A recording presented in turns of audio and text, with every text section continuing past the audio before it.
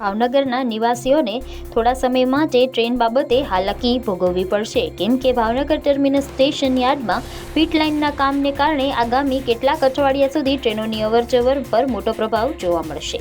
Pit line number 2ની મરામતના કામ માટે 12 ડિસેમ્બરથી 45 દિવસનો બ્લોક લેવામાં આવ્યો છે અને આ બ્લોકના કારણે અનેક ટ્રેનો રદ થશે અને કેટલીક ટ્રેનોને શોર્ટ ટર્મિનેશન અને ઓરિજિનેશન સાથે ચલાવવામાં આવશે, જ્યારે કેટલીક ટ્રેનોને રિસ્કેડ્યુલ કરવામાં આવશે. 12 ડિસેમ્બરથી લાગુ થયેલા આ બ્લોક દરમિયાન ભાવનગર સુરેન્દ્રનગર, ભાવનગર પાલીતાણા, ભાવનગર બોટાદ તેમજ તોડા મહુવા રૂટની કેટલીક ટ્રેનોના ફેરફારો અનિવાર્ય બન્યા છે. ઉપરાંત તોડા ભાવનગર TOD સ્પેશિયલ જેવી સેવાઓ પર પણ પ્રભાવ પડશે. ભાવનગર ઓખા ટ્રેન પણ આ અવધિ દરમિયાન ભાગ્યે જ ભાવનગરથી ઓખા સુધી દોડશે. ત્યારે આ તમામ ફેરફારો આગામી 45 દિવસ સુધી રહેવાથી હવે મુસાફરોને આયોજન કરવા માટે રેલવે વિભાગે અપીલ કરી છે, જેથી તેઓને બાદમાં કોઈ હાલાકીનો સામનો ના કરવો પડે.